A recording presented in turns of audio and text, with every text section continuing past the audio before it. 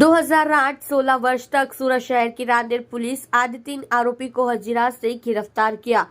जो रिवॉल्वर की नोक पर 32 लाख के अपहरण के अपराध में फरार था। पुलिस इंस्पेक्टर श्री एएस सोनारा रांदेर पुलिस थाना एवं द्वितीय पुलिस इंस्पेक्टर श्री एम के गोस्वामी रांदेर के मार्गदर्शन एवं निर्देशन के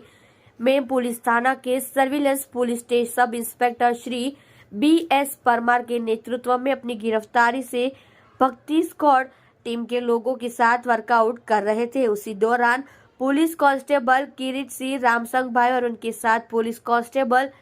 रोहित भाई डाया भाई और पुलिस कांस्टेबल कनेक सिंह जेठ सिंह और पुलिस कांस्टेबल रहीश भाई गजक सिंह भाई से प्राप्त जानकारी के आधार पर जो अपनी गिरफ्तारी से भाग रहे थे, वह आरोपी रामजीत सिंह उर्फ राम बुद्ध सिंह उर्फ बुद्धि सिंह, पहले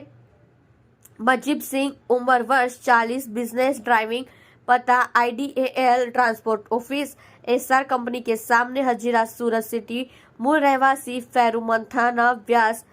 तालुका बबकला जी अमृतसर पंजाब। आरोपी निम्नलिखित अपराधों में वांछित है और गिरफ्तार कर कानूनी कार्यवाही की गई है।